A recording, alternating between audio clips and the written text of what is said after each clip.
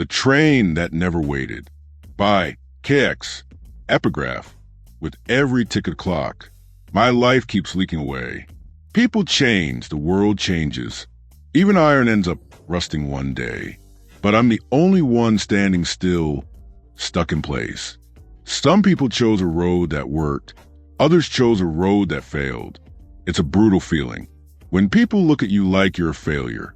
Your dad, your mom, your brothers, your friends, all of them see you as unemployed, useless. Get up, son. Go hustle. Try again. Man, I tried. God knows I tried. Chapter 1. The last year of being young. High school smelled like dust, cheap perfume, and chalk. Every morning when I pushed open the rusted blue gate of the schoolyard, the hinges screamed like an old man complaining about life. The courtyard was always the same. Cracked concrete, faded basketball lines, and a flagpole that leaned slightly to the left like it had given up standing straight years ago. Teenagers filled the yard in noisy clusters. Some leaned against the walls smoking cigarettes they thought their parents didn't know about. Some laughed too loudly at jokes that weren't that funny. Others stared at their phones like tiny glowing worlds were trapped inside their hands. I usually stood somewhere in the middle of all that noise. Not really part of anything, just another face in the crowd. Back then I believed something simple, that life would eventually start making sense. I just didn't know when. The classrooms were long, narrow rectangles painted a tired shade of yellow that had once been bright, but now looked like old paper left in the sun. Wooden desks scratched with hundreds of carved names filled the room in tight rows. Some names had hearts around them. Some had curses. Some had dates from students who had graduated long before we arrived. Proof that we weren't the first to sit there, dreaming about leaving. The blackboard was always covered with white dust.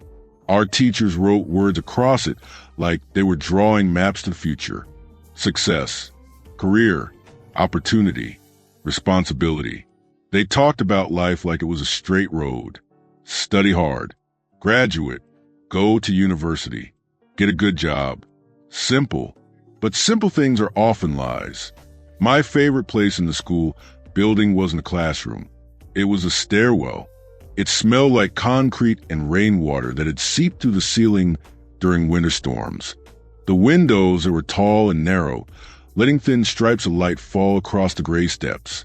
During lunch break, I sometimes sat there alone, listening to the echo of voices bouncing through the building. Life sounded distant from that spot, almost peaceful. From the stairwell window, I could see the street outside the school. Cars moved slowly past. People walking with purpose, adults carrying bags and responsibilities. Back then, adulthood looked like a faraway country. I assumed one day I would arrive there naturally, like everyone else. My friends were ordinary boys with loud voices and restless energy. We spent most of our time talking about football matches, and girls we were too nervous to speak to. Our dreams were vague and shapeless. One wanted to become rich. Another wanted to leave the country. Another just wanted a motorcycle. Nobody talked about fear, but it was there, hidden beneath the laughter, because deep down we all knew something was coming. The moment when childhood would end and life would start asking questions we weren't ready to answer. Teachers had a strange habit of asking students about the future. One afternoon, our literature teacher stood in front of class, holding a piece of chalk like a microphone. "Tell me," she said, looking around the room, "what do you want to become?" Hands went up immediately. Doctor, engineer, lawyer, architect. Every answer came out sharp and confident, like those students had already signed contracts with destiny. Then her eyes landed on me. "You," she said, "what do you want to be?" 30 heads turned in my direction. For a moment, the classroom became painfully quiet. I stared at the scratched surface of my desk. The wood had layers of carved initials and faded pen marks. Someone years ago had drawn a tiny train near the corner of the desk. A train heading somewhere. I opened my mouth. Nothing came out, not even a lie. The teacher waited a few seconds. Then she nodded slowly and moved on to the next student. but I could still feel the weight of those 30 silent eyes. That was the first time I realized something uncomfortable. Maybe everyone else knew where they were going, and I didn't. At home, my father believed the future was simple.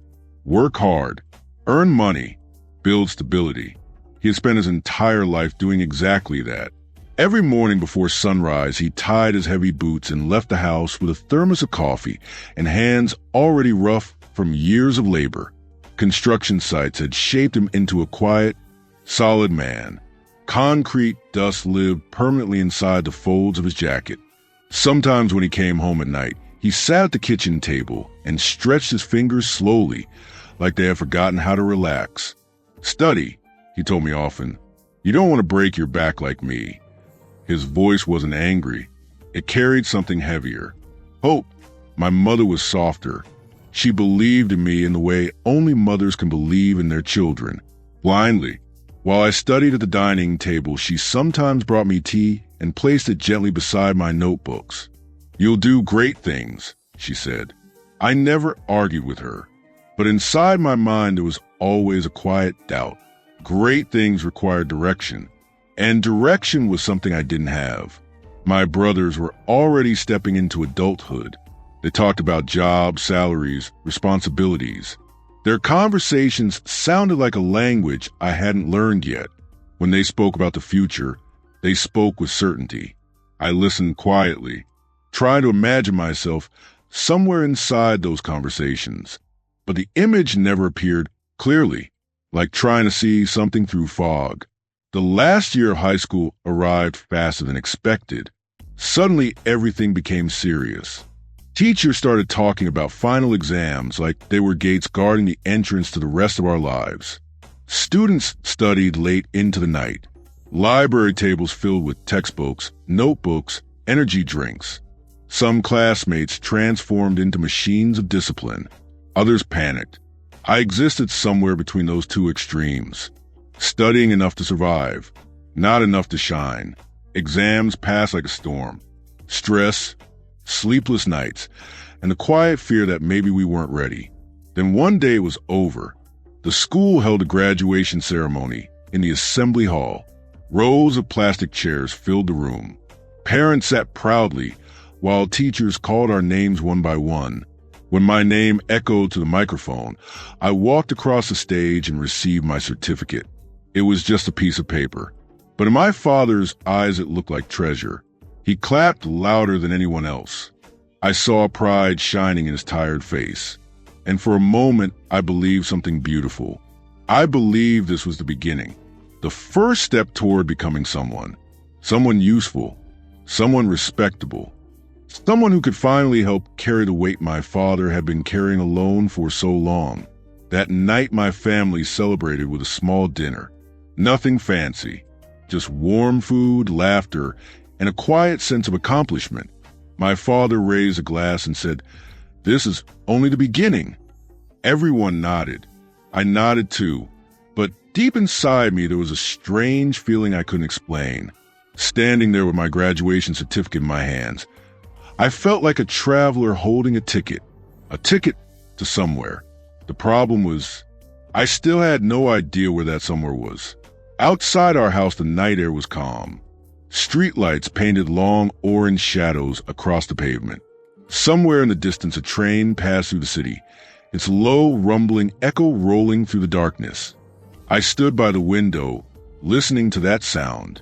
The train moved fast, purposefully, heading somewhere important. And for the first time in my life, a thought crossed my mind. What if everyone else had already boarded their train, and I was still standing on the platform, watching them disappear? Chapter 2, the first year. The university gates were taller than the gates of my old high school. Tall black iron bars shaped into long spears pointed toward the sky. The metal shined under morning sun, like something important lived behind them. Above the entrance, a stone arch carried the university's name carved in large gray letters that looked older than everyone passing beneath them. Students walked in and out like a constant river. Some walked quickly with purpose, backpacks bouncing against their shoulders. Others moved slowly, staring down at their phones while sipping coffee from paper cups. The air smelled like roasted beans, printer ink, and the faint sweetness of bakery bread drifting from the small cafe across the courtyard. I stood outside those gates for a long moment before entering. For years, teachers had talked about university like it was the door to the future. Standing there, I expected to feel something powerful: excitement, confidence, a sense of beginning. Instead, what I felt was something quieter: uncertainty. The campus was enormous. Wide walkways stretched between buildings made of glass and pale stone. The windows reflected the sky so clearly that sometimes the buildings looked like giant mirrors floating in the sunlight. Students filled every corner. Thousands of faces. Thousands of conversations. The sound of laughter, footsteps, and distant music blended together like the noise of a busy train station. For the first time in my life, I felt something strange. In high school, I had known everyone. Here, I knew no one, and no one knew me. I wasn't a student with a history. I was just another anonymous figure in a crowd.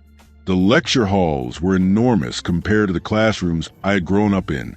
Rows of curved seats climbed upward like a staircase inside a theater. At the front stood a wide digital screen glowing with bright blue slides filled with graphs and equations. Hundreds of students filled the seats. Some typed quickly on laptops. Some whispered to their friends. Others stared at the professor with the quiet intensity of people who had already decided they were going to succeed. I sat near the middle, far enough from the front to avoid attention, far enough from the back to pretend I cared. The professor spoke quickly, his voice echoing through hidden speakers in the ceiling. He talked about economic systems, markets, theories, models. The words sounded intelligent, complicated, but inside my mind they floated around without meaning, like smoke in an empty room. At the end of the first lecture, everyone rushed out together. Outside, the courtyard filled again with movement. Students gathered in small groups beneath tall trees with dark green leaves. Some debated loudly about politics. Others argued about sports. A few stood quietly reading thick textbooks that looked heavy enough to break a table. I walked alone, not because I wanted to, because I didn't know where else to go. University life had a rhythm. Classes in the morning, assignments in the afternoon, studying at night. The library became the quiet heart of that rhythm. It was a massive building with glass walls and long wooden tables that stretched across the floors like rivers of polished brown wood. Soft yellow lamps hung from the ceiling, casting warm circles of light onto open books and scattered notebooks.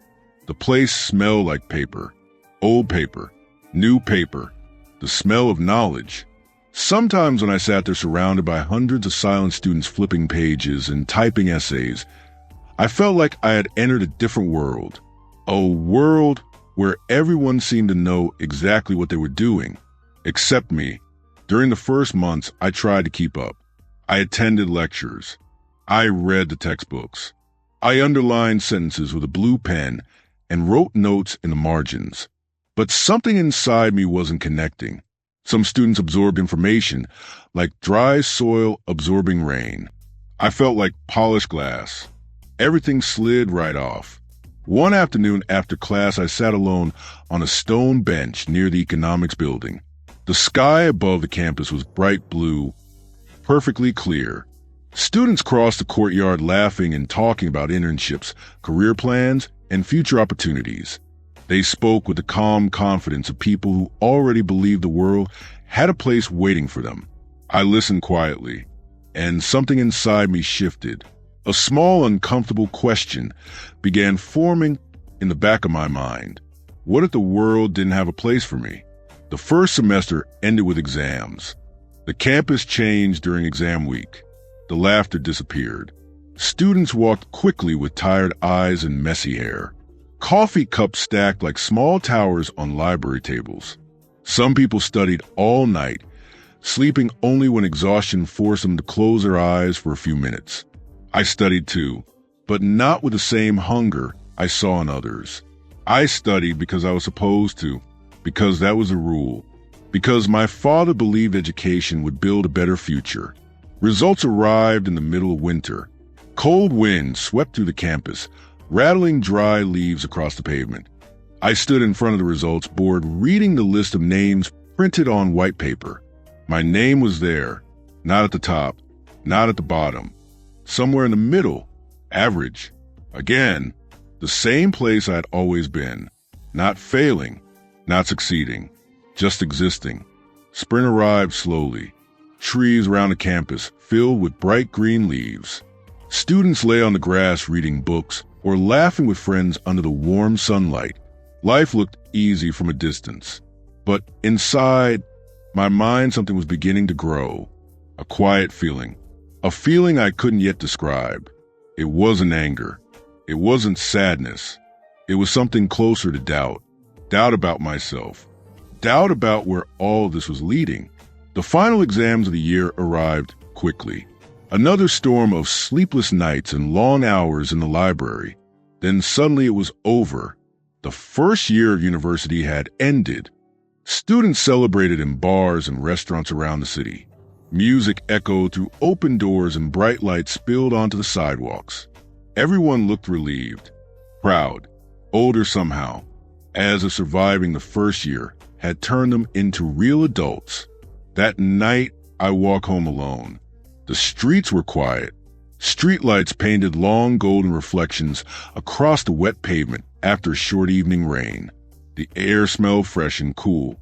I stopped near a small bridge overlooking the dark water of the river running through the city. The surface of the water moved slowly, carrying reflections of lights downstream. For a long moment, I watched those reflections drifting away. That was the strange thing about time. It moved forward no matter what you did. People moved with it. Dreams moved with it. Life moved with it. And somewhere deep inside my chest, I felt the beginning of a thought that would follow me for years. Everyone else seemed to be moving forward. But me? I still felt like I was standing still. Chapter 3.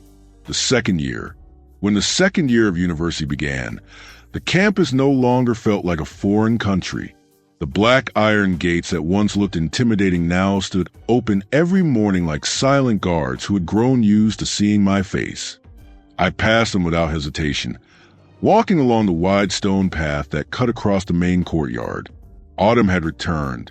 The tall trees surrounding the campus had started shedding their leaves. Bright orange, yellow, and deep red leaves scattered across the ground like pieces of burning paper. Students stepped over them without noticing, their shoes crushing the fragile colors into dust. The air carried a cool edge now, the kind of cold that made your breath visible in the early morning. Everything looked beautiful, but beauty doesn't always mean peace. By the second year, the illusion of university had faded. In the beginning, everything felt new. Every lecture felt important. Every building felt impressive. Every conversation felt full of possibilities. Now things looked different. The buildings were still tall and clean, but the magic had disappeared. The classrooms were no longer temples of knowledge. They were simply rooms with chairs and tired professors repeating theories older than their own careers. Students changed too. In the first year, everyone seemed hopeful. By the second year, people had started dividing into groups. Some students had become machines. They studied relentlessly, filling notebooks with organized lines of text, highlighting entire chapters in neon yellow markers, speaking about internships and graduate programs as if their future was already scheduled. Others had begun drifting. They skipped lectures, arrived late to class with sleepy eyes, or sat at the back of the room scrolling endlessly through their phones while pretending to listen. I floated somewhere between those worlds, not disciplined enough to succeed, not reckless enough to completely fail, just stuck in the middle again. My routine became predictable. Morning lectures, afternoon coffee, evenings pretending to study. The economics building had become my second home. It was a rectangular structure made of pale gray stone and huge glass panels that reflected the sky like mirrors. Inside, the corridors stretched endlessly, lit by cold white lights that hummed quietly above our heads. The walls were covered with posters advertising conferences, career fairs, and internship programs. Every poster carried the same message: opportunity. The word appeared everywhere. But opportunity is a strange thing. Some people grab it easily. Others watch it pass by like a train moving too fast catch. I started noticing how confident some students were. They spoke about their future, as if they had already visited it. One afternoon, I sat near a group of classmates inside the campus cafe. The cafe smelled like roasted coffee beans and fresh pastries. A large window overlooked the courtyard where students crossed in endless waves. The group at the table next to me spoke loudly. One of them had already secured an internship at a financial company. Another was planning to study abroad next year. A third talked about networking events with professionals in the industry. Their voices carried excitement, direction, clarity. Listening to them felt like standing outside a party where everyone inside had received invitations except me. I still attended lectures, but something inside my mind had started changing. During class, I sometimes stared at the large projector screen while the professor explained economic models and statistical formulas. Numbers filled the screen. Graphs climbed upward like mountains. Lines curved across digital grids. The professor spoke enthusiastically, but his voice began sounding distant to me, like a radio playing in another room. My thoughts wandered elsewhere. Questions started forming inside my head. Questions that had nothing to do with economics. One afternoon during winter semester, rain poured heavily across the campus. The sky turned dark gray and the wind pushed cold water sideways through the streets. Students ran across the courtyard holding their jackets over their heads, trying to avoid getting soaked. I stayed inside the library. The library was warm and silent. Yellow lamps cast soft circles of light across the wooden tables. The quiet scratching of pens and the faint clicking of laptop keyboards filled the air like gentle rain. I opened my textbook, but instead of reading, I watched the students around me. Some leaned forward with intense concentration, flipping pages rapidly as if racing against time. Others sat with headphones in their ears, drowning themselves in music while typing essays. Everyone looked busy. Everyone looked focused. Everyone looked like they belonged there. Except me. The truth was simple. I didn't hate studying, but I didn't love it either. It felt like walking on a road that stretched endlessly forward without any scenery. Step after step, page after page, lecture after lecture. No excitement, no fire, just movement. And movement without purpose becomes exhausting. At home, my family believed everything was going well. Whenever I visited, my mother asked about my classes with hopeful eyes. My father nodded proudly when I mentioned passing exams. "You're doing good," he said. "Just keep going." I smiled, but inside my chest something felt hollow, like I was building a future I didn't understand. During the second year, time moved faster. Months slipped away quietly. Winter turned into spring again. The trees surrounding the campus returned to life, their branches filling with fresh green leaves that shimmered under sunlight. Students lay on the grass reading books or laughing with friends. Life looked easy, but the quiet doubts inside my mind kept growing. The second year's final exams arrived like a storm once again. Libraries filled. Cafes stayed open late. Students carried heavy backpacks filled with textbooks and printed notes. I studied hard enough to survive, hard enough to pass, but not hard enough to feel proud. When the results were posted on the board outside the administration office, I stood there reading the list of names under the bright afternoon sun. My name appeared exactly where it always appeared. In the middle, not outstanding, not terrible, just average. Again, students around me celebrated. Some hugged each other. Others called their parents with excitement in their voices. I walked away quietly. The sun hung low above the campus buildings, casting long shadows across the pavement. For a moment, I stopped near the fountain in the center of the courtyard. Water rose into the air in thin silver streams before falling back into the pool with soft splashes. The sound was calm, hypnotic. I watched the water for a long time, and a strange realization slowly formed inside my mind. 2 years had passed, 2 entire years. Yet Somehow I felt exactly the same. No clearer direction, no stronger confidence, no closer to becoming the person everyone expected me to be. That evening I walked home through streets glowing under orange streetlights. The city moved around me. Cars passed. People laughed outside restaurants. Music drifted from open windows. Life continued. But inside my chest there was a quiet thought I couldn't escape. Time was moving forward. Years were disappearing. And I still felt like I was standing in the same place where I had always been. Chapter 4. The third year. The third year of university arrived quietly, almost without ceremony. One morning I walked to the campus gates again, just like I had done hundreds of times before. The iron bars no longer looked intimidating. The stone arch above the entrance no longer looked impressive. They had simply become part of the background of my life, like a wall you pass every day until you stop noticing its color. The air carried the smell of autumn again. Dry leaves covered the walkways, and the wind pushed them across the pavement in restless circles. Students stepped through them with hurried footsteps, their shoes making soft crunching sounds. Another year had begun. Another year of lectures, books, and expectations. By the third year, people started changing more visibly. Some students had sharpened themselves into focused professionals. They dressed differently now. Cleaner clothes, polished shoes. Their conversations had changed too. They talked about companies, internships, networking events, graduate schools. Their voices carried the tone of people already negotiating with the future. Others had begun disappearing. Some classmates from the first year were simply gone. Their seats in lecture halls remained empty.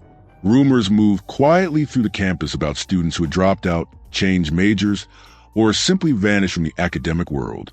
University had started sorting people into categories: winners, survivors, and those who quietly disappeared. The economics building felt colder during that year.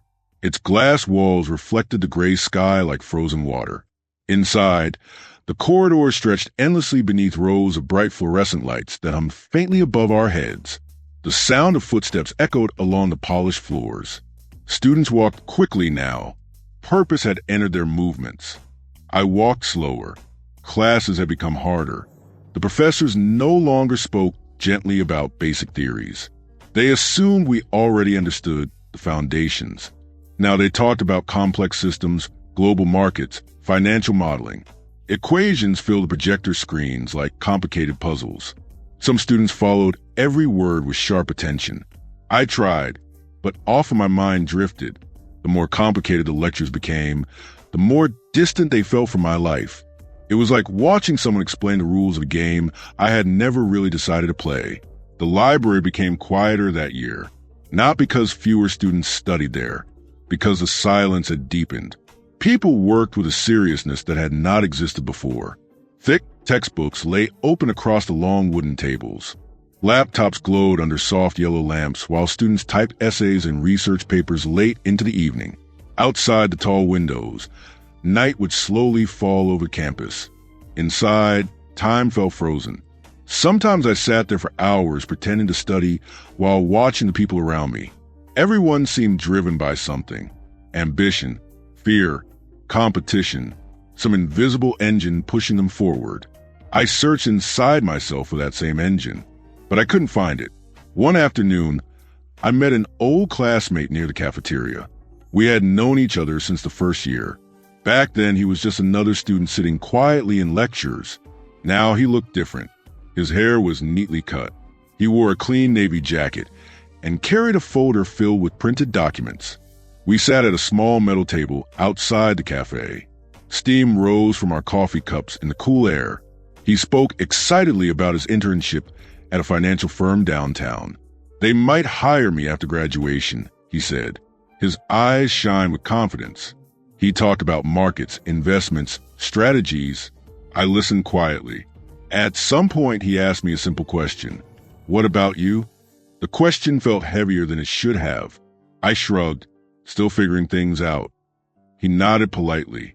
But the conversation slowly died after that, because people who are moving forward rarely know how to talk to people who are standing still. During that year, I began noticing something else.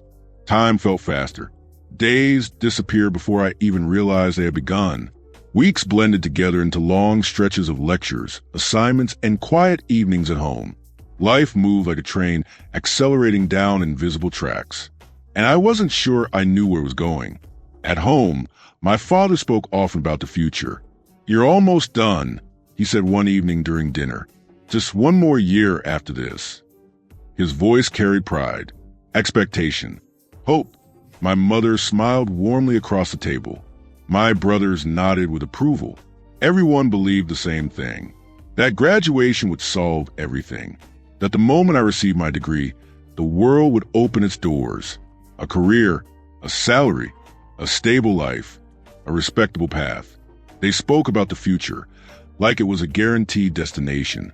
I nodded quietly, but deep inside my chest, doubt continued growing. Spring arrived again. The campus transformed once more.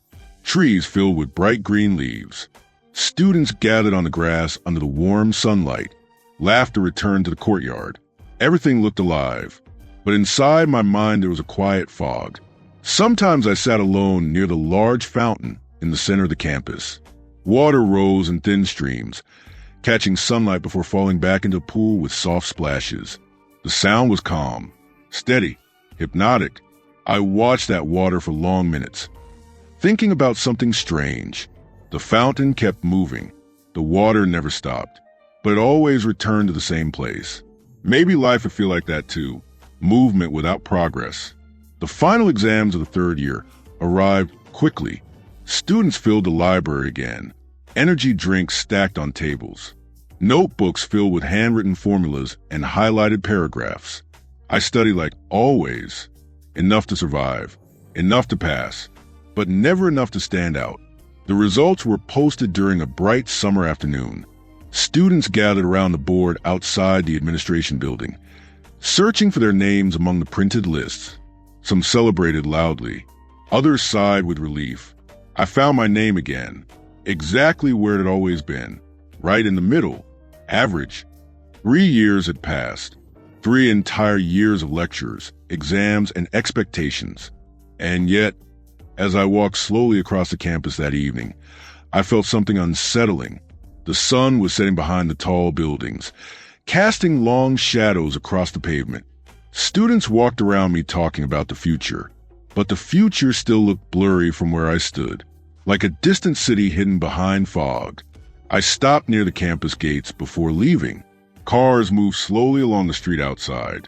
The sky glowed orange above the rooftops. 3 years gone. 1 year left. One final stretch before graduation. Everyone said the hardest part was almost over. But inside my mind, a quiet question kept repeating itself. If I still didn't know where I was going after 3 years, what would change in the fourth? Chapter 5. The day everyone smiled. The fourth year of university began with a strange feeling in the air. It was the same campus, the same gray stone buildings, the same glass windows reflecting the sky. The same trees stood along the walkways, their leaves turning gold as autumn returned once more. But something had changed. The word final followed everything now. Final year, final lectures, final exams, final chance. Students walked to the campus with a quiet tension inside them. Conversations were sharper, more focused. The laughter from earlier years had faded, replaced by the low hum of ambition and anxiety. Everyone knew the same thing. This was the last stretch before the real world. The economics building looked colder that year. The tall glass entrance doors opened with soft mechanical hiss each morning, letting students inside like a slow river flowing into a canyon of white walls and fluorescent lights. The corridors were always filled with footsteps and voices bouncing off polished floors. But people moved faster now. Everywhere I looked, students carried thick binders, laptops, and stacks of printed research papers. Some spoke about graduate school applications. Others debated which companies were hiring. The future had suddenly become a visible object standing right in front of us, and everyone was trying to reach it first. My routine continued almost automatically. Wake up, walk to campus, attend lectures, take notes, return home, repeat. But inside my mind, something had begun shifting. I was moving through the days like someone walking inside fog. Not lost, but not certain about the direction either. One afternoon, our professor spoke about life after graduation. We sat in a large lecture hall where rows of seats curved upward like an amphitheater. The projector screen glowed with bright charts showing employment statistics and career paths. The professor stood at the front wearing a dark suit and thin glasses. "Soon you will all enter the professional world," he said. His voice echoed gently through the speakers. "Your degree will open doors, but your effort will determine how far you go." Students nodded. Some typed quickly on their laptops. Others whispered quietly about internships and job offers. I listened, but the words felt strangely distant, like advice meant for someone else. Winter arrived during the middle of the semester. Cold winds moved through the campus streets, carrying the smell of rain and wet asphalt. Students wrapped themselves in heavy coats and scarves while rushing between buildings. Inside the library, warm yellow lamps illuminated long rows of wooden tables. The silence there had grown heavier. Students studied with fierce concentration. The final year had sharpened everyone, except me. I studied like always, enough to move forward, never enough to feel confident. My father called me often that year. His voice carried excitement whenever we spoke. "You're almost there," he said. 4 years of work. Soon you'll graduate." I could hear pride behind his words. Hope, expectation.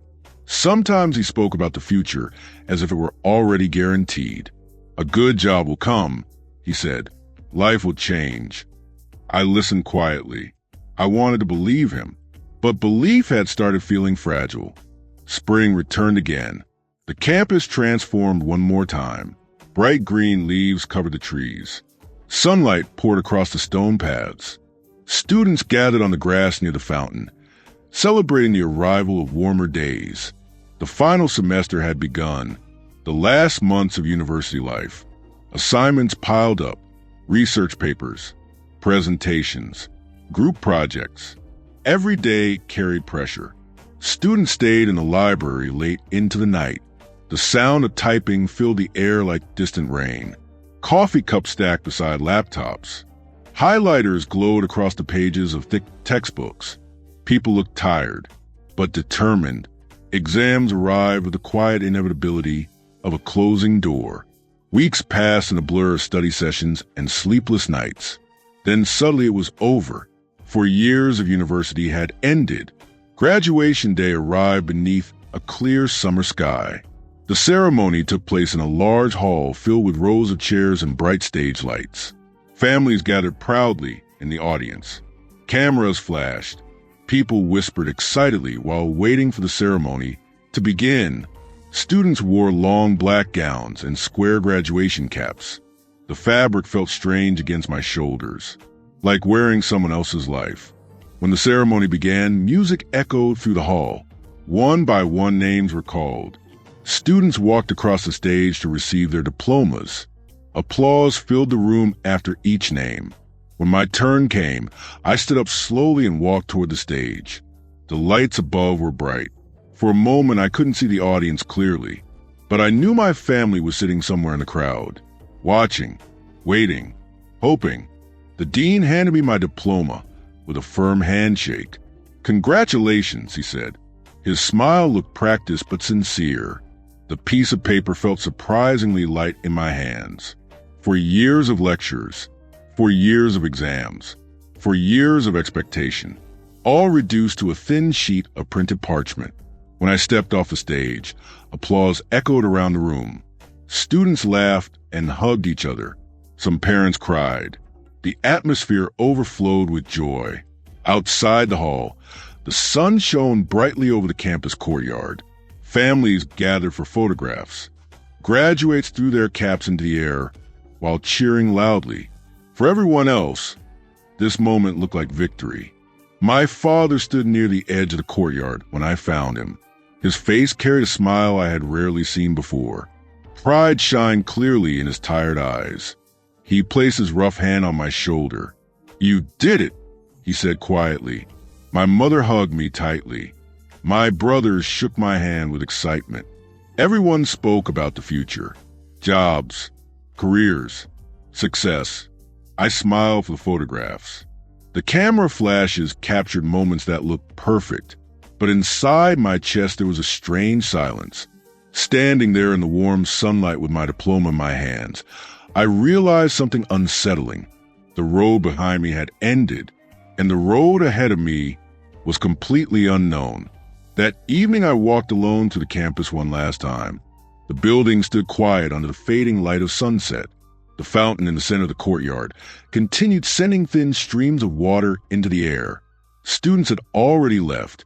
The place looked peaceful, almost empty. For years had passed inside those walls. For years of moving forward. Yet as I stood near the fountain, watching the water fall back into the pool, a quiet thought rose inside my mind. University was over. The real world was waiting, and I had no idea what I was about to face. Chapter 6, The Long Search. After graduation, the days became strangely quiet. For 4 years my life had followed a schedule written by someone else. Lectures in the morning, assignments in the afternoon, exams waiting like checkpoints along a road that stretched forward in a clear direction. Then suddenly the road ended. No lectures, no classrooms, no deadlines, just open days. At first the silence felt peaceful, then it started feeling heavy. Every morning, I woke up early out of habit. Sunlight pushed through the thin curtains of my bedroom, painting pale yellow stripes across the walls.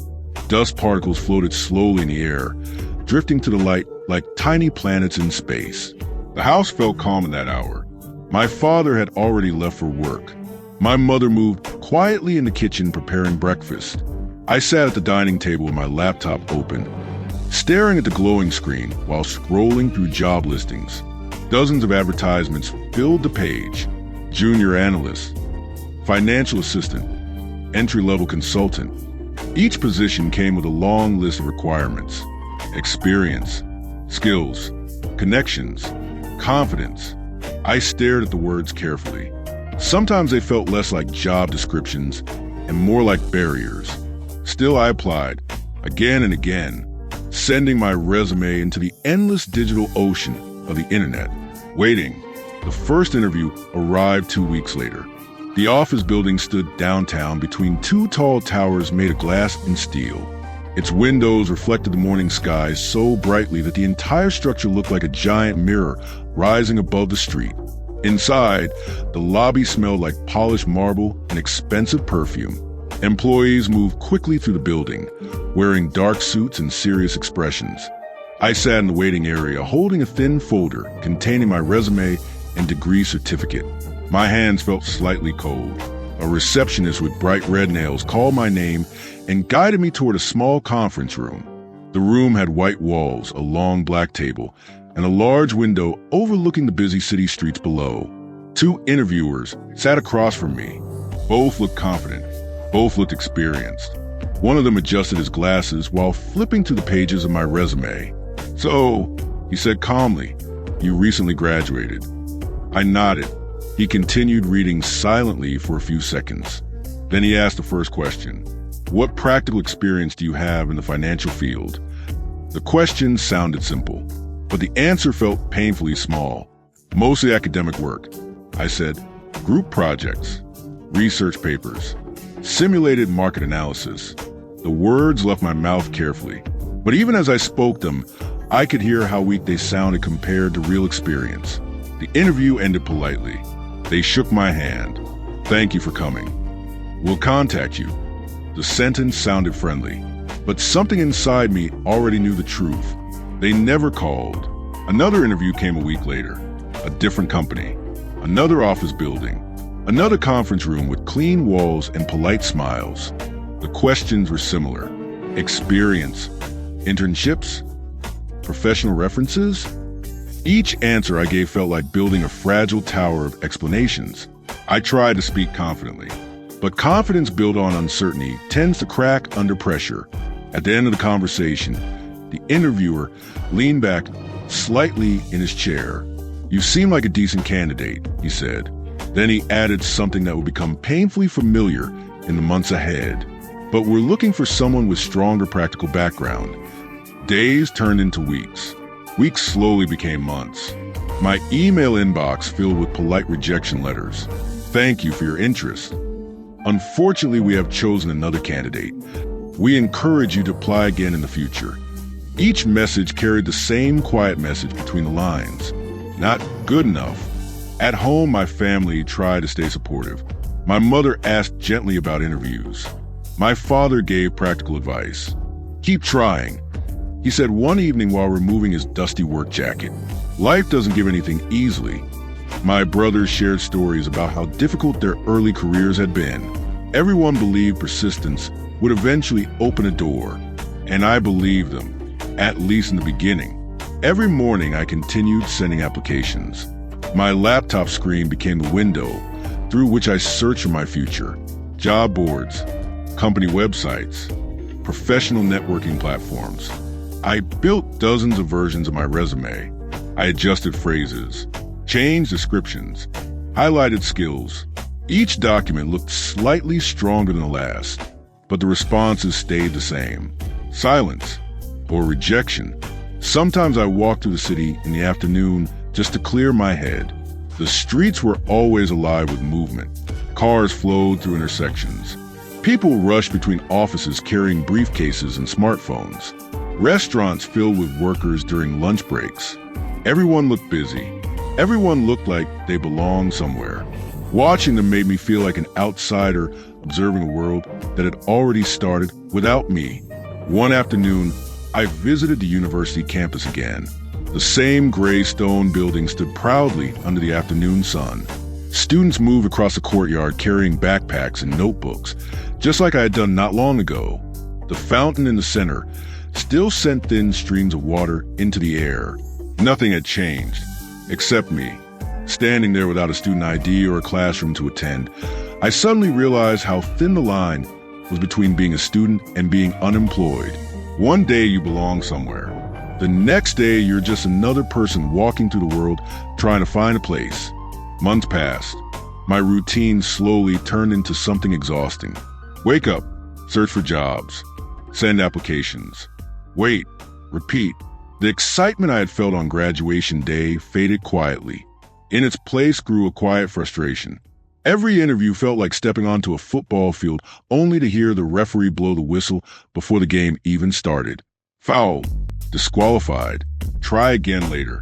One evening I stood in front of the bathroom mirror brushing my teeth. The yellow bathroom light reflected off the glass, casting soft shadows across my face. For a moment I noticed something new, a thin white hair near my temple. Just one, but it caught my attention like a small warning. Time was moving, whether I succeeded or not. That night, I lay awake, listening to the ticking clock in my room. Each second sounded louder than usual. Tick, tick, tick. With every tick of the clock, my life felt like it was slowly leaking away. And for the first time since graduation, a dangerous thought quietly formed in the back of my mind. What if all those years of studying had led me nowhere? Chapter 7, A World That Wasn't Mine. By the time the 6th month after graduation arrived, something inside me had changed. The excitement I once carried about the future had quietly drained away. What remained was a strange mixture of fatigue and confusion, like a man wandering through a city whose streets he did not understand. Every morning still began the same way. Sunlight slipped through the thin beige curtains of my bedroom, casting pale golden lines across the wall. Dust drifted lazily through the air.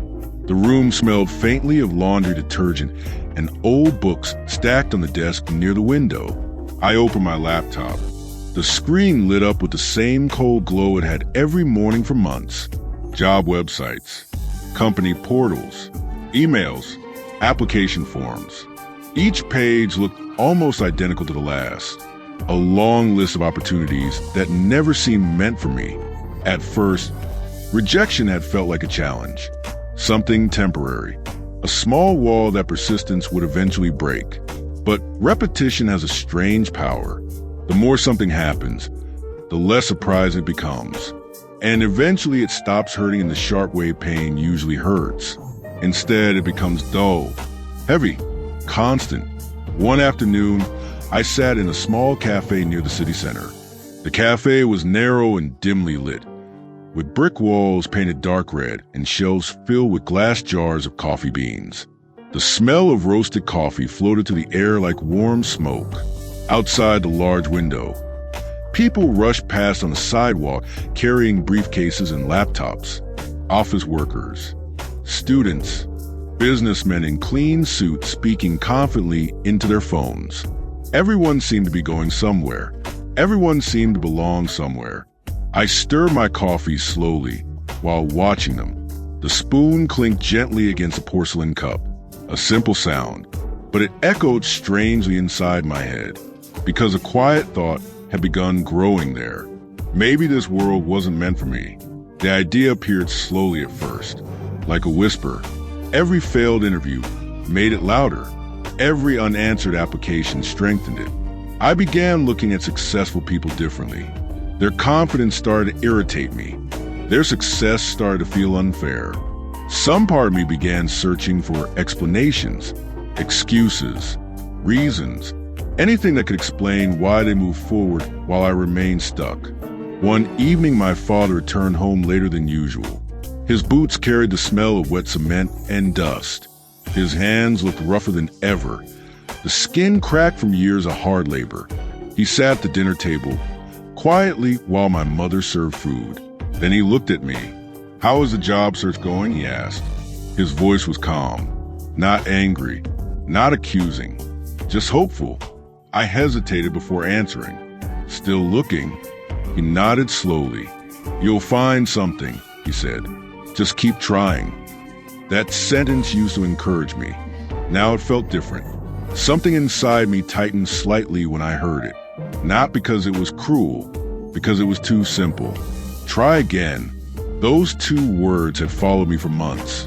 And each time I tried, the result remained the same. Later that night, I stood in the bathroom staring at my reflection. The fluorescent light above the mirror hummed softly. My face looked older than I remembered. A few thin white hairs had begun appearing near my temple. Just a few, but enough to remind me of something uncomfortable. Time was moving forward, whether I succeeded or not. The next morning, I walked through the city again. Tall office buildings surrounded the downtown streets like silent giants made of glass and steel. Their windows reflected the bright blue sky, creating the illusion that the buildings themselves were made of light. Employees entered those buildings with confident strides. Security guards greeted them at the doors. Elevators carried them upward to floors where decisions were made and careers were built. I stood outside one of those towers for a moment, watching. A strange feeling settled inside my chest. Not admiration, not envy, something colder, alienation. I began thinking about something I had never questioned before. What if the system itself was broken? What if success wasn't about effort or talent at all? What if it was about connections, luck, and privilege? The thought felt comforting, because if the system was unfair, then my failures weren't entirely my fault. Soon that idea became a shield. Whenever I saw someone succeeding, I explained it to myself in simple ways. They probably know someone important. They were born into the right family. They had opportunities one never had. The explanations made me feel better for a moment, but they also carried a dangerous side effect. They slowly removed responsibility from my own hands. Days turned into weeks. The job search continued, but my motivation had started fading. Applications felt pointless. Interviews felt rehearsed. The enthusiasm I once tried to show during conversations with recruiters slowly disappeared. Sometimes I caught myself answering questions without energy, like a man reading lines from a script he no longer believed in. One afternoon, I sat on a bench near a busy intersection. Cars moved past in steady lines of silver, black, and white. Traffic lights changed colors. Green, yellow, red. People crossed the street carrying briefcases and coffee cups. The entire city moved with rhythm, with direction. And suddenly the realization struck me with uncomfortable clarity. This world had rules, invisible rules, rules about ambition, competition, connections, confidence, rules that everyone else seemed to understand, except me. I leaned back against a wooden bench and watched the traffic move. Engines roared softly. Pedestrians laughed and talked as they passed by. Life moved around me with unstoppable momentum, and inside my mind a quiet conclusion slowly formed. Maybe this world wasn't built for people like me. Maybe the race had been unfair from the beginning. Maybe the finish line had always belonged to someone else. The sun began setting behind the tall buildings. Golden light stretched across the street, turning the glass windows into burning mirrors. People continued moving forward. Cars continued driving toward destinations. Life continued with perfect indifference. I sat there watching it all, and the thought that finally settled inside my chest felt both bitter and strangely comforting. This was not my world, and maybe it was never meant to be. Chapter 8. Everything was someone else's fault. By the time winter returned again, something inside me had hardened. The quiet doubts that once lived in the back of my mind had grown into something darker. They no longer whispered. They spoke loudly now, and what they said sounded convincing. My days had begun shrinking. Morning no longer meant opportunity. Morning simply meant another reminder that the world had moved forward without me. The alarm clock still rang at 7, but sometimes I turned it off and stayed in bed staring at the ceiling. The white paint above my head had small cracks running across it like tiny lightning bolts frozen in place. I traced those cracks with my eyes while listening to the muffled sounds of life outside my bedroom door. My mother moving dishes in the kitchen, the low rumble of my father's voice before he left for work, the front door closing, then silence. The house felt empty after that, empty like a stage after the audience has gone home. I stopped applying for jobs as often. At first, it was accidental. One day I skipped sending applications because I felt tired. Then another day passed. Then another. Soon entire weeks slipped by without me opening the job websites. Whenever guilt tried to rise inside my chest, I pushed it away with a simple explanation. What was the point? The system had already decided. People like me didn't win. My room slowly became the center of my world. The air inside it carried the faint smell of dust and old paper. The desk near the window was covered with scattered documents, empty coffee mugs, and the laptop I rarely touched anymore. Sometimes sunlight entered the room through the thin curtains, lighting the dust floating through the air. Other times the room stayed dim, even during the afternoon. I spent hours there doing nothing, scrolling through my phone, watching meaningless videos, staring at the wall, thinking too much. When you think long enough without moving forward, your mind begins building strange explanations. Mine certainly did. I began rewriting the story of my life in ways that made failure easier to swallow. It wasn't my fault. How could it be? The economy was broken. Companies only hired people with connections. Degrees had become worthless pieces of paper.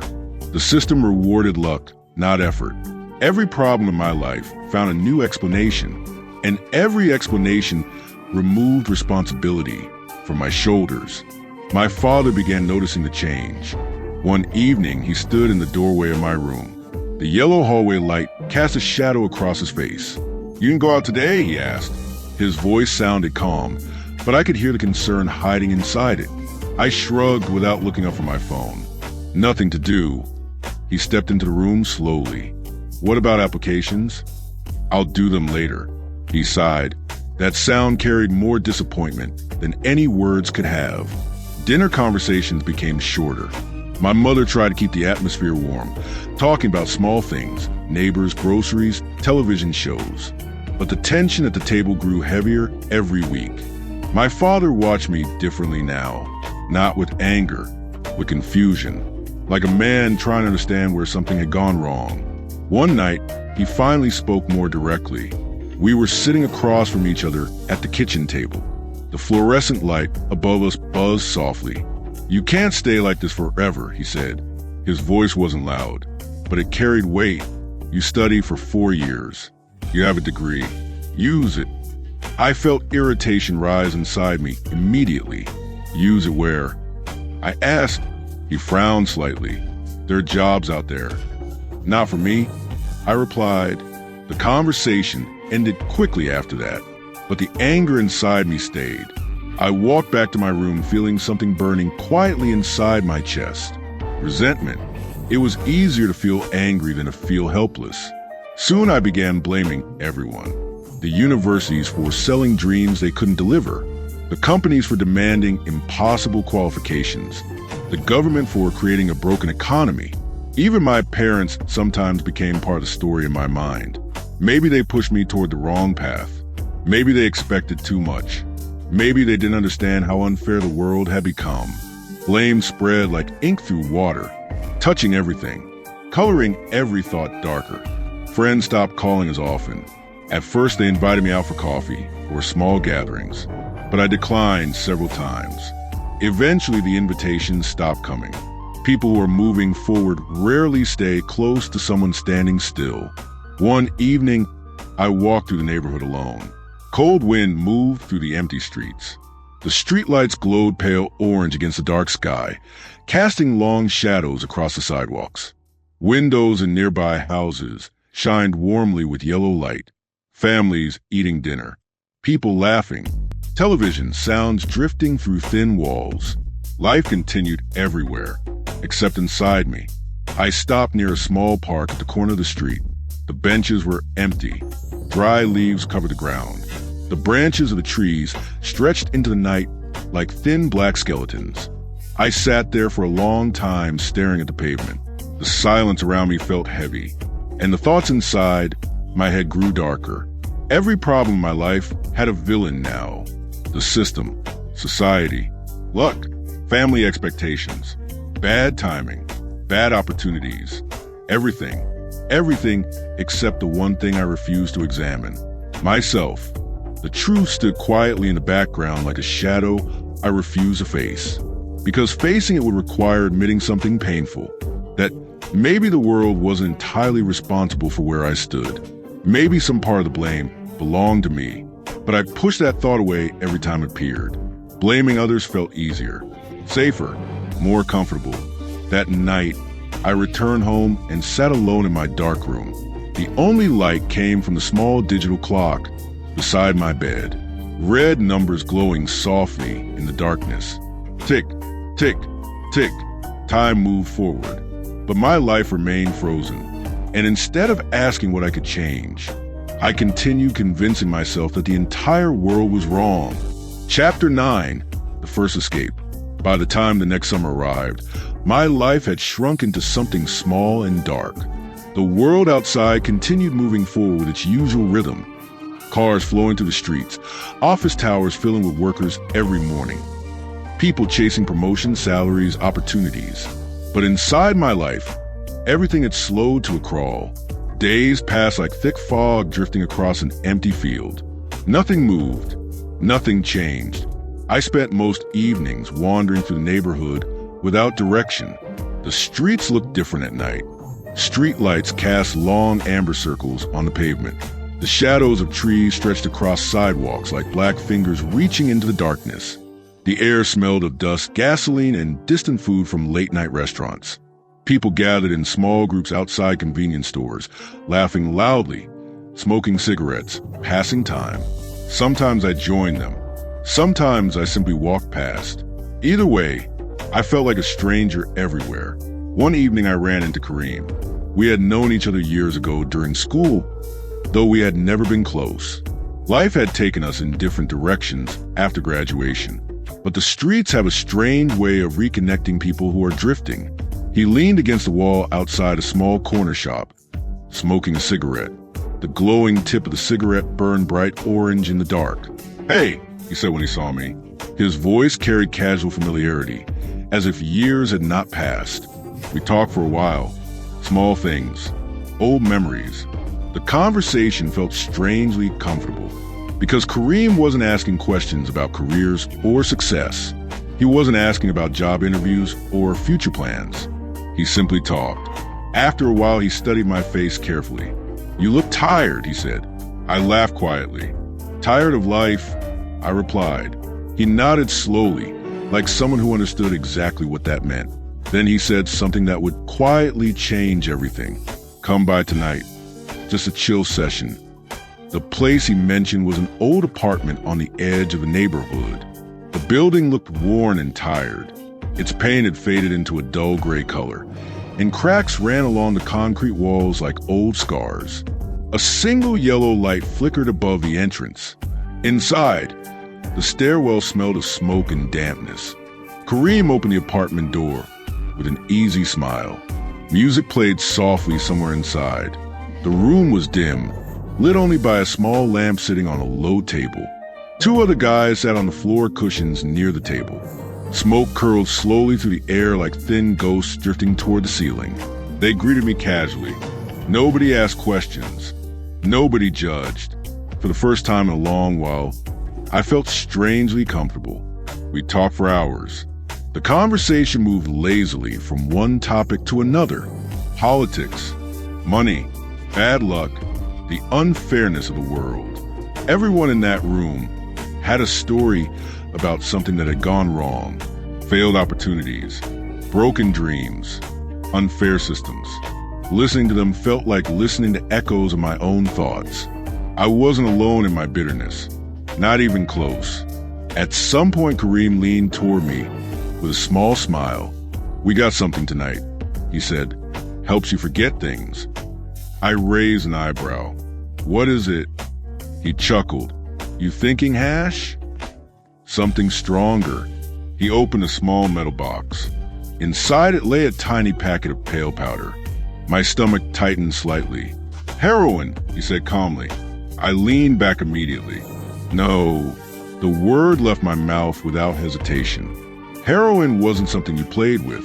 Everyone knew that. Kareem waved his hand dismissively. "Relax," he said. "You won't get addicted from the first hit." The others nodded casually, like people who had heard that sentence many times before. "Just once," he continued, "just to relax your mind." I hesitated. Part of me wanted to stand up and walk out of the room. But another part of me felt exhausted, tired of thinking, tired of worrying, tired of carrying the heavy weight inside my chest every single day. And in that moment, the idea of silence inside my mind sounded incredibly tempting. So I stayed. The preparation happened slowly. Kareem moved with practiced hands. The small flame of a lighter flickered in the dim room. The powder dissolved into a dark liquid inside a spoon. The smell was faint but sharp. My heart beat faster as I watched. A thin needle glinted under the weak lamplight. For a brief moment, I almost stood up again, but Kareem smiled calmly. "Trust me," he said. "You'll feel like the king of your own world." When the needle entered my arm, I barely felt it. Then the warmth arrived, slow at first, then spreading. My muscles softened like ice melting under sunlight. The tension inside my body dissolved piece by piece.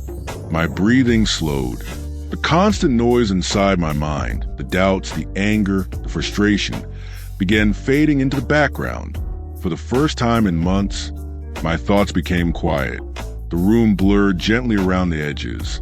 Voices sounded distant, like echoes traveling through water. A strange peace wrapped itself around me. Warm, comforting, dangerously beautiful. I leaned back against the wall. My body felt light. My worries no longer mattered. The world outside that room no longer mattered. Job interviews, expectations, failure, all of it simply disappeared, as if someone had erased the pain from existence. Hours passed without meaning. Time stopped behaving normally.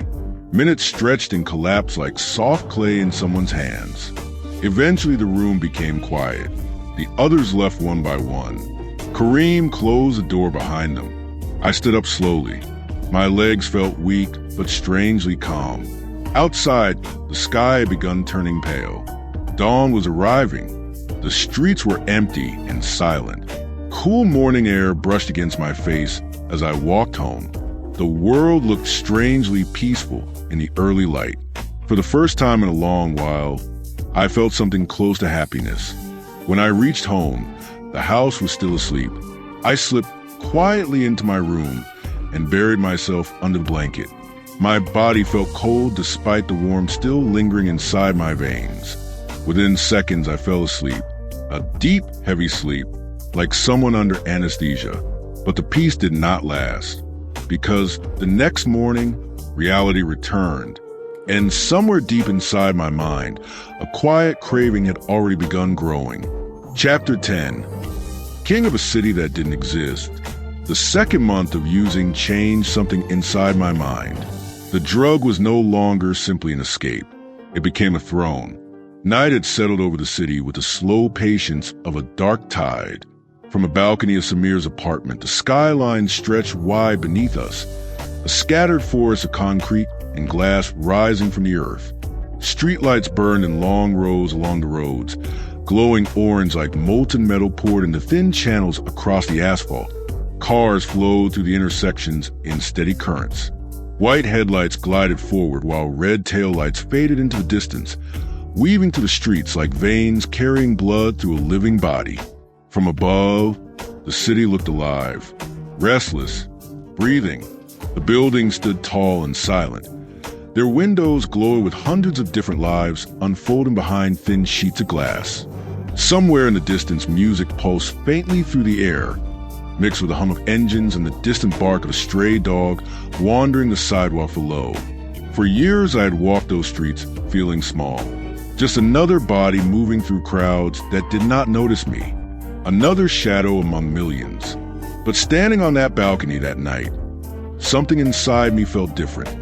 For the first time in years, I did not feel smaller than the city. I felt larger. The heroin had already entered my bloodstream. The sensation began quietly behind my ribs. At first, it felt like a gentle warmth blooming inside my chest, spreading slowly outward like sunlight, pushing through a thick layer of winter clouds. The warmth moved carefully through my body, slipping along veins and nerves like liquid gold flowing through narrow tunnels. My shoulders dropped. The tight knots that had lived inside the muscles of my back for months began dissolving without resistance. My neck loosened, my jaw unclenched. Every piece of tension I had been carrying dissolved, as if someone had quietly removed invisible chains wrapped around my bones. My spine relaxed, my posture softened. Even the weight of my own body seemed to settle comfortably into the ground beneath my feet. Breathing changed next. Each breath moved deeper into my lungs than usual. The air felt thick and smooth, like warm smoke filling the hollow space inside my chest. Inhale, slow, heavy. Exhale, long, peaceful. My lungs expanded fully, drawing the cool night air drifting across the balcony. I could almost feel the oxygen spreading through my blood, carried slowly to every corner of my body. My heartbeat followed the same rhythm. Once quick and nervous, it slowed into a calm, steady pulse. Thump, pause, thump, pause. Each beat echoed gently through my chest like a distant drum somewhere deep inside the body. The world stopped rushing. The noise inside my mind disappeared first. I leaned more of my weight against the railing. The city lights blurred slightly. Not darkness, just soft edges, like looking through glass fog by warm breath. My heartbeat slowed further. Each pulse arrived with a strange delay, echoing inside my chest like a distant drumbeat across an empty valley. Thump, a long pause, then another. My body felt calm in a way that was almost unnatural. Too calm. Research into opioid intoxication shows that heroin overdose does not usually feel violent at first. Instead, users often experience increasing sedation, slowed breathing, fading awareness, and gradual loss of consciousness. Baldo, 2021. Britch and Walsh, 2022. Oxygen levels in the brain slowly drop as breathing weakens, eventually leading to hypoxia, a dangerous shortage of oxygen reaching brain tissue. Kiakin, 2019. But in those first moments, the brain does not scream for help. It simply grows quiet. I stared down at the streets again. The illusion of control still hovered in my mind, but the fantasy had started dissolving around the edges. The city lights stretched into long, glowing lines as my vision softened. Cars moved through intersections like slow, drifting insects rather than machines. The world looked distant, detached. Another breath. My lungs hesitated. The inhale felt shallow, almost lazy. The air no longer rushed inside the way it had before. Instead, it crept slowly through my throat, as if my body had forgotten the urgency of breathing. My fingers began tingling. At first, it felt like pins and needles spreading across the skin. Then the sensation turned dull, like my hands had been dipped into cold water for too long. I tried to tighten my grip on the railing. My fingers barely moved. Behind me, Samir shifted in his chair. The sound reached me slowly, like noise traveling underwater. "You all right?" he asked. His voice sounded stretched and distant. I opened my mouth to answer, but the words did not form properly. My tongue felt thick, heavy. The warm pleasure that had filled my chest earlier began transforming into something stranger. Not pain, not panic, just a deep sinking sensation, like slowly drifting downward through dark water. The city lights blurred further. The building seemed to lean slightly. My head felt light, weightless, as if gravity had loosened its grip on my skull. I blinked slowly. When my eyes opened again, the world had grown dimmer. The orange streetlights below looked softer now, glowing like distant embers rather than bright lamps. The night air brushing across my face felt colder than before, but even the cold could not wake me. My chest struggled to lift again. The next breath barely filled my lungs. A strange pressure settled inside my ribs, like someone had placed a heavy stone directly on my sternum. Another inhale followed. Shallow, weak. Medical literature describes this stage clearly. Opioid-induced respiratory depression reduces both the rate and depth of breathing, meaning each breath carries less oxygen into bloodstream. Fox et al., 2018. Molam et al., 2011. The body continues trying to breathe, but the signal from the brain grows weaker. Each breath becomes smaller than the last. My knees buckled. The world tilted sideways. The railing slipped out of my grip. For a moment, I tried to focus on the city again. The kingdom I had imagined minutes earlier. The glowing streets, the flowing traffic, the illusion of power. But the fantasy had completely collapsed. The city no longer belonged to me. It simply continued existing. Indifferent, my body sank slowly toward the ground. The balcony floor rose to meet me. Concrete pressed against my shoulder. I could hear Samir moving quickly now, his chair scraping loudly across the floor. But the sound arrived muffled, wrapped in thick silence. Breathing became a struggle. Inhale, a long pause. Another weak inhale. The space between breaths grew longer each time. Darkness crept into the corners of my vision. Not sudden darkness, a slow fading, like the edges of a photograph burning away. The final thing I noticed was how quiet everything had become. No cars, no music, no voices, just the slow, fading rhythm of my own breathing, becoming softer, slower, until even that began to disappear. Epilogue, 12 steps toward the light. The first sensation that returned was breath. It arrived weakly, like a fragile thread reconnecting the body to the world. Air moved slowly through my lungs, shallow and uncertain, as though my chest had forgotten the simple rhythm that had sustained life since the moment of birth. Then came sound. Soft mechanical beeping echoed somewhere nearby. Steady and clinical, the noise repeated at regular intervals, precise and indifferent. It did not belong to the chaos of streets or the warmth of human voices. It belonged to machines designed to measure survival. When my eyes finally opened, the world appeared washed in pale fluorescent light. White ceiling tiles stretched above me. Thin plastic tubes ran across my arm. The smell of disinfectant floated through the air with a sterile sharpness that stung the inside of my nose. A hospital room. The body felt heavy, drained of strength, as though every muscle had been emptied and refilled with sand. My throat burned with dryness. Each swallow scraped against raw tissue. The memory returned slowly. The balcony, the city, the warmth, then darkness. I had not died, but I had reached the edge of it. Recovery did not begin with strength. It began with surrender. The first step was not heroic. It did not feel powerful or dramatic.